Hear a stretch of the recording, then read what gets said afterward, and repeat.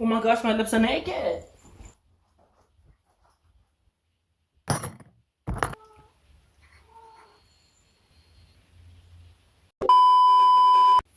Boom.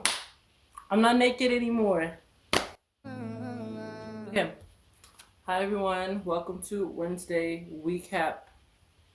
Again, am I consistent? Did I post this on a Wednesday? Did I? Hopefully. Let's start. I'm not gonna lie. Today I am in a little bit of a downer of moods. Emotionally. Yeah. I am. I think for when I've finished this journal, I think I want blank pages like this, right? But I wanted like 400 page, like, So maybe I should take like a bunch of these and like super glue, and then bind them or something like that. But I'll see. Um, you know the song Innocence by Daniel Caesar, the unreleased one. That one's been stuck in my head. Ooh, na na na na na na na.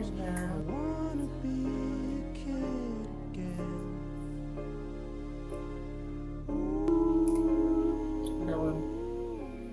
Yeah. Let's not analyze that right now. I didn't add this, but I'm gonna say this now. I'm actually not gonna say this on the internet, but I did have Future Benny got real sapphic. It got real. If Future Benny, and if you're at the stage where you can explain what this means, explain it. If they ask, if the people ask, if the lovies ask. Should I call like everyone lovies? Like I already call everyone lovies, so lovies. I have to have a group name. Yeah. 3 times. Three. Think about it. 3. Red, maroon. Lace. Future Benny, do you get it? I don't know why you're glowing. Let's start. Ooh, one is already heavy. I don't believe in God in a religious sense, and it's quite freeing. I think I wrote that like late Jan. Turns out manic. I still do struggle with my relationship with God currently, with everything being revealed in the Epstein files, and just like really, I've had to take a break from keeping track of politics and world news because witnessing the depravity of man and also having to acknowledge God as being all powerful and all knowing makes me not want to be in a relationship with God. And I know that sounds so messed up. How, what? But it really is a thing of, if you were all loving, why would you allow this to happen?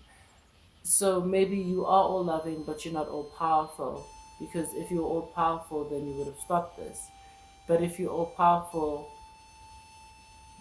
and you're allowing this, then you're not all loving. It really does. I'm struggling with that dilemma now, and I know there's probably someone with an essay or two, or a video diary, or a sermon that could explain it to me in a way that I'm like, oh, okay, but I still will intellectually get it. But something within my heart and soul and in my spirit doesn't sit right with the idea that God witnesses the depravity of man and goes, yeah, I'm gonna allow it for my plan, because I think that's what's ultimately messing me up, is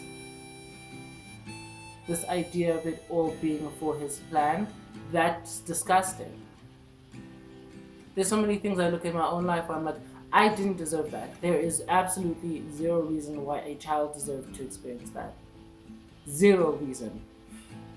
Grown adults, the older I'm getting, the more and more I look at grown adults and go, you know what? A lot of the time we are making decisions that lead us into bad environments and bad experiences. But children are children. They are children. Why are we not more mad? They compared eating babies to cream cheese. They tied up little girls and little boys. They called little girls pizza and little boys hot dogs. Like, dude, ooh, ooh, the pools, the sulfuric acid, the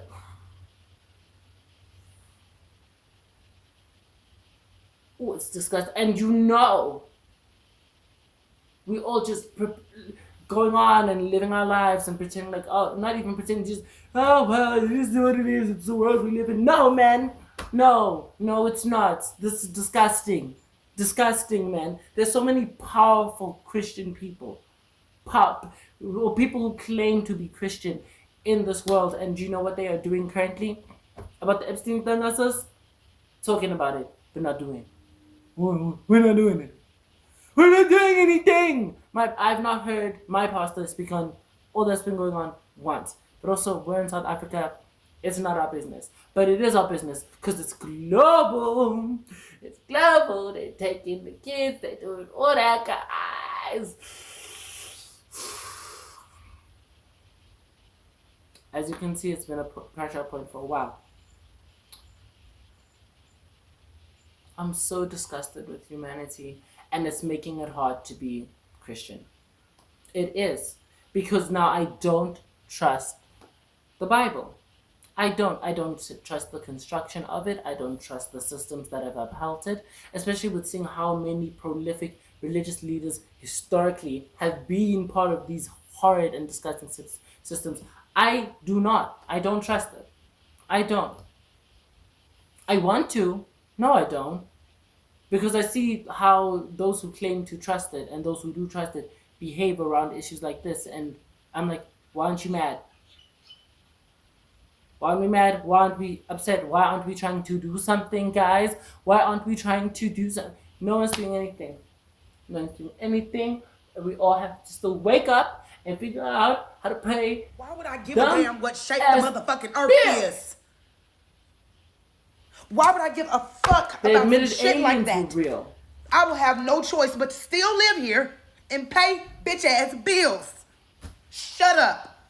Right. Shut the fuck up. Next point. With Jesus being a religious man, according to a friend of mine, that friend was T, we had a different conversation. How can I have a relationship with him outside religion? So I'm a boss. I'm a boss, bro. Bro, please. I'm a boss. I'm a boss. Look. Currently, my current understanding and understanding of other people's understanding of Christ as a religious and political figure is that he was a man who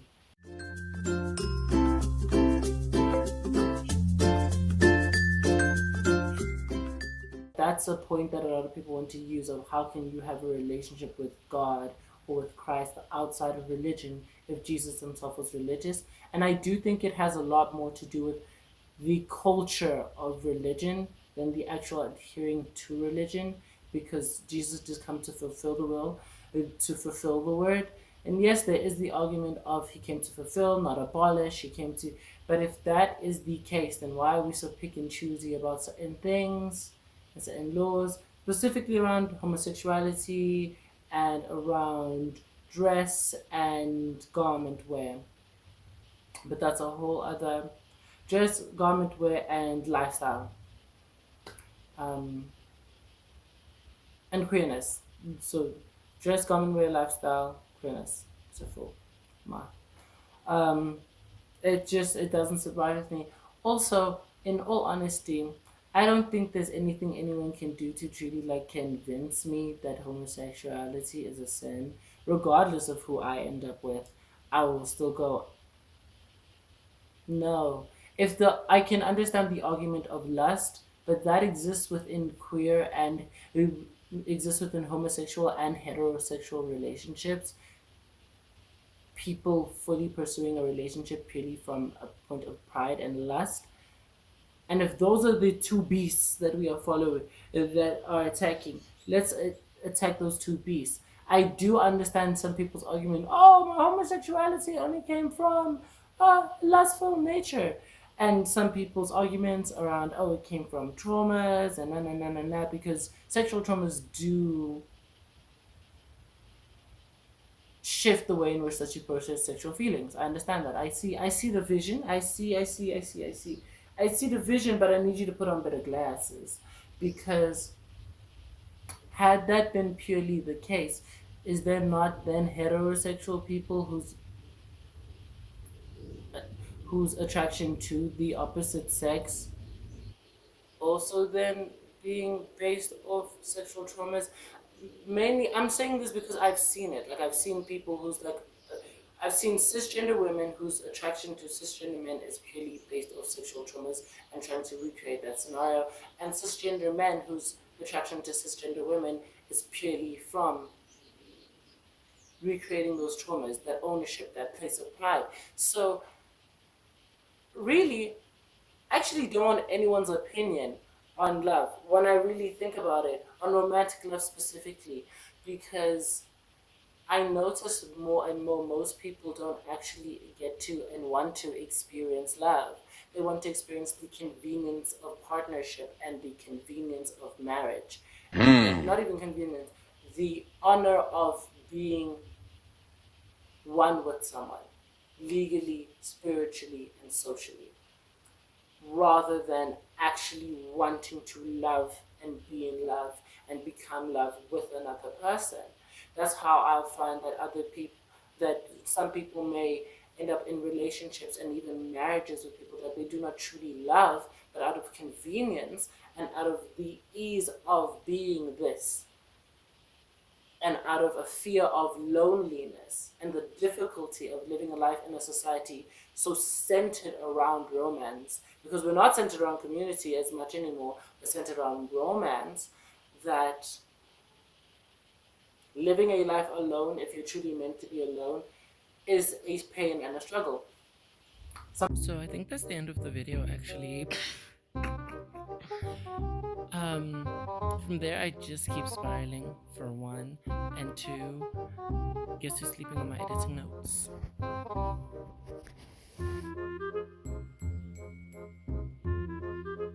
So, I'm gonna take that as a sign. It's totally not laziness or fear of addressing my internal illnesses. Yeah. Yay. Bye, my loves. Oh, update. I once introduced him to you as Stewie. Well, I found pictures of him as a kitten from when I first had him before my siblings were taking care of him. And they were under the name Eclipse. And that's when I remembered when we first got him as a kitten. I was calling him Eclipse for the longest time. And I just tried it to see, what do you remember? And I said Eclipse in my room randomly to call him. And he got so excited, and I've been calling him by his original kitten name ever since. Ah! Ah! Ah! Ah! Ah! Ah! Ah!